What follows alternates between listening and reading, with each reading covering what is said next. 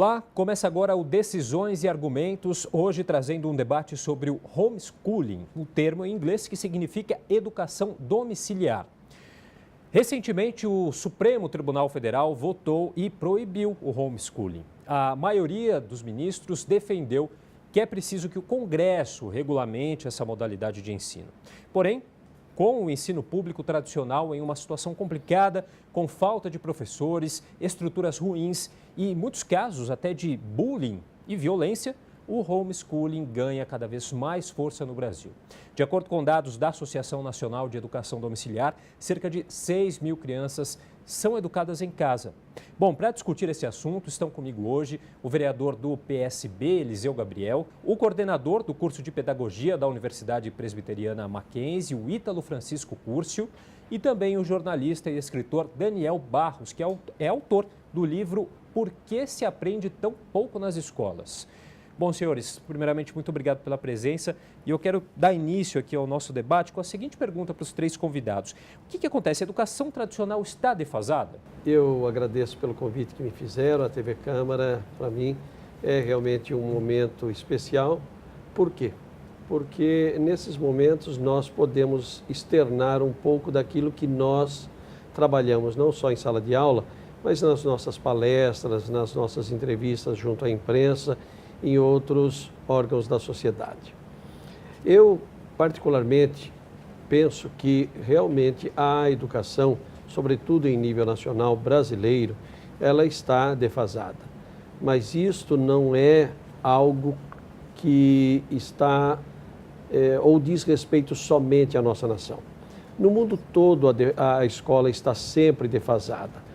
O que eu posso dizer é o seguinte, que a nossa escola está mais defasada do que em outras partes do mundo. E isso requer um estudo, um aprofundamento, porém o tema homeschooling merece um debate específico porque trata-se de um tema com suas especificidades e características que devem ser largamente estudadas, trabalhadas por especialistas e não pode ser levado a toque de caixa. Vereador.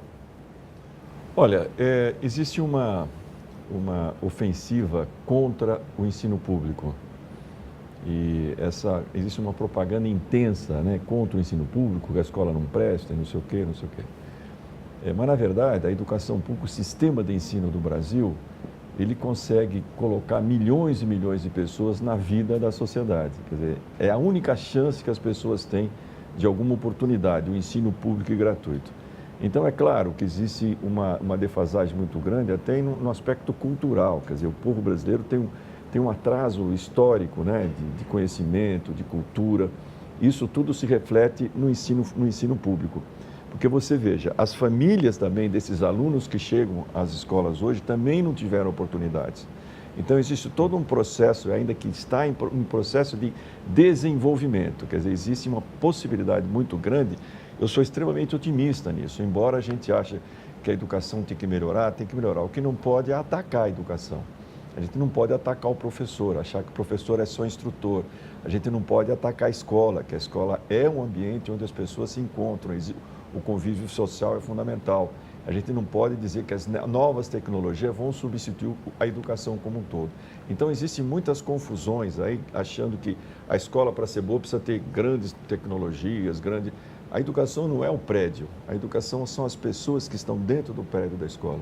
É claro que quanto você tiver mais meios, mais capacidade tecnológica para auxiliar o processo, é bom, mas isso não é o fundamental.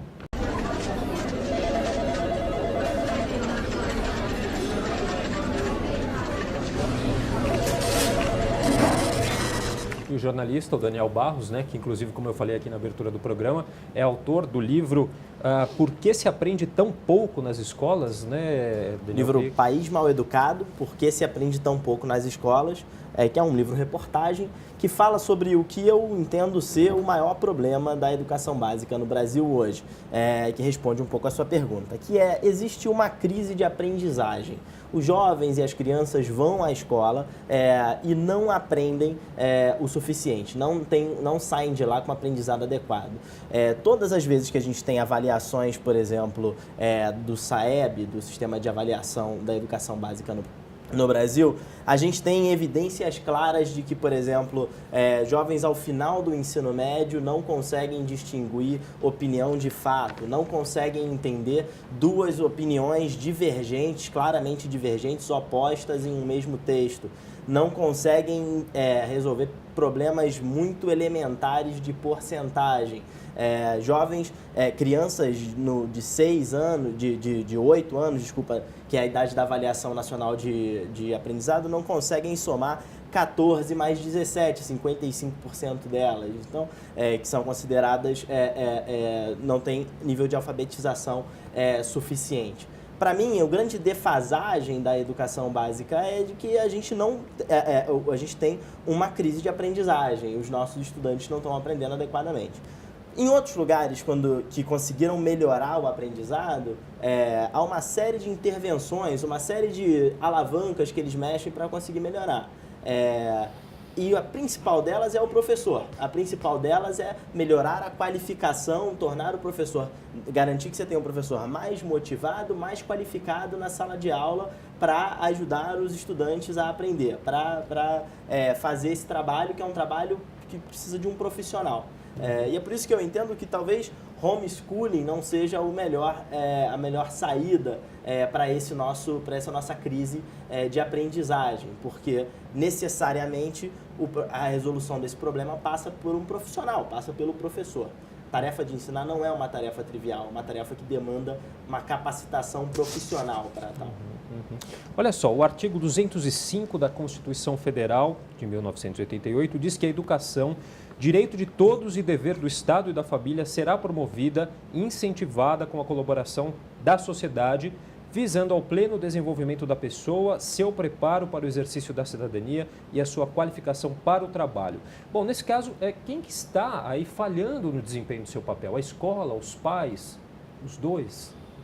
Se me permite, eu gostaria de abordar esse assunto, Felipe, por quê? Porque eu sou professor também de Políticas de Organização da Educação Básica. E eu trabalho muito o artigo 205. E, coincidentemente, eu sou professor de matemática também, que é uma das minhas formações.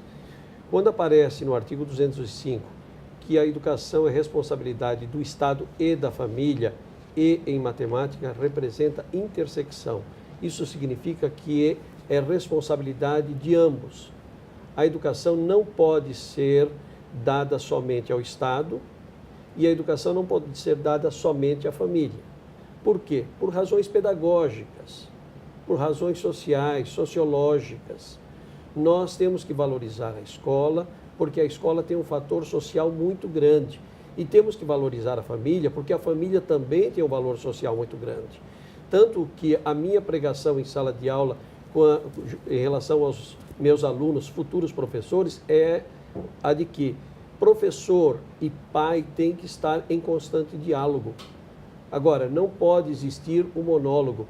Quando nós falamos em homeschooling, nós estaríamos falando em monólogo, entre aspas, obviamente, porque estaríamos falando pai, mãe, filhos, talvez, irmãos mais velhos.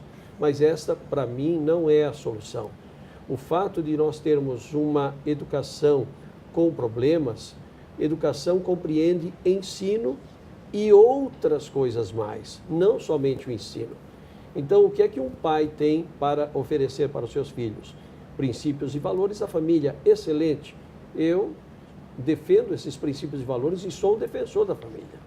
Mas, se eu limitar a formação de um futuro cidadão a uma família, nós temos em média de 50 a 60 milhões de famílias no Brasil. Nós teríamos 50 ou 60 milhões de formações. Onde fica a educação nacional? Onde fica o valor nacional? Onde fica o símbolo nacional? Então, eu poderia falar aqui 3 horas sobre esse assunto. Quer dizer, nós temos o nobre vereador, professor Eliseu Gabriel, ele abordou muito claramente, foi muito feliz e eu concordo com ele. O fato de termos uma escola falha não significa que ela não tenha valor. Nós temos problemas históricos. Desde a Constituição de 1824, pela primeira vez, quando se falou alguma coisa em educação, foi na Constituição de 34, e mesmo assim não se deu muita muita ênfase, foi colocada alguma coisa, a de 37 quase não falou nada, e a de 46 é que fala em diretriz e base da educação nacional, e se toma isso, e vamos ter a primeira LDB no Brasil em 1961, 15 anos depois da Constituição de 46. Então, exatamente. Claro, o professor Eliseu, ele coloca com muita propriedade e sabedoria. Estamos defasados, sim. Estamos atrasados, sim. Mas um erro não justifica outro. E eu aproveito para me congratular com o Supremo Tribunal Federal, porque, de fato, se queremos fazer alguma mudança, tem que ser no âmbito do Congresso Nacional. Não pode simplesmente alguém achar que a Constituição só serve quando me é interessante. Exatamente. Concordo perfeitamente, professor Ítalo. E eu vejo que a escola ainda é um dos poucos lugares onde o poder público é presente no Brasil. Quer dizer, o poder público ainda tem muita dificuldade em ocupar o espaço, em fazer o seu papel como de prestador de serviço. A obrigatoriedade da escola é uma bênção para o Brasil, obrigatório ter escola, porque é justamente lá onde os jovens vão ter uma convivência social, onde vai sair do seu mundinho extremamente pequeno e estreito, onde ele vai poder estabelecer relações e desenvolver os seus afetos, e desenvolver a sua solidariedade. Tudo isso é fundamental no convívio. Agora, se você imagina, vou até dar um exemplo que pode ser até meio besta, né?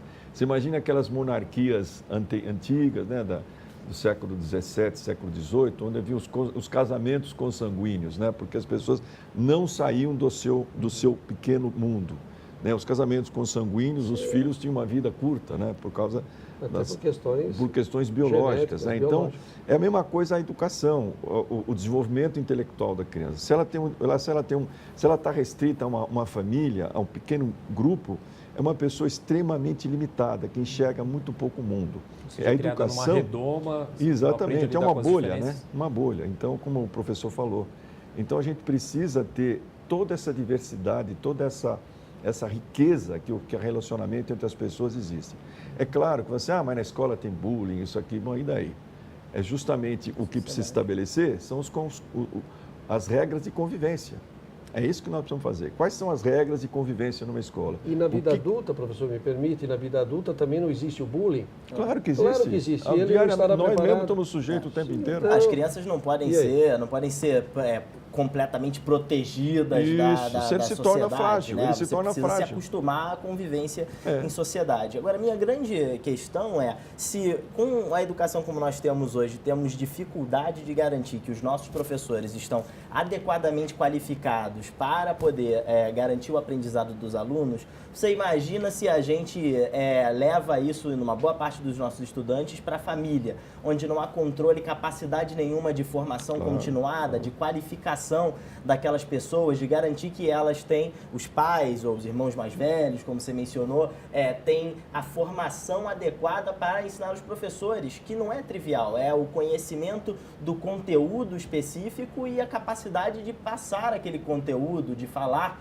na língua dos jovens, as técnicas de didática. A gente está muito defasado nisso no Brasil. A gente precisa melhorar a qualificação dos professores, mas é dos professores, né? Não dos pais, para passar a educação aos Eu acho assim que o conteúdo é fundamental, muito importante, mas não é só isso, né? Sim. Eu, por exemplo, sou professor, dei aula em muitos anos, colégios estaduais, no ensino público. Durante boa parte do que eu fazia era transmitir o conteúdo. Mas a minha parte, que eu sei que eu ajudei mais as pessoas, foi na vida das pessoas, na formação das pessoas. Quer dizer, a minha matéria é como se fosse um álibi para conversar sobre várias coisas, para desenvolver o raciocínio. Então, muito mais do que ensinar a física diretamente o conteúdo, são essas coisas que o professor precisa passar. Isso aí. Senhores, a gente vai fazer um rápido intervalo. Daqui a pouco a gente volta com o nosso debate.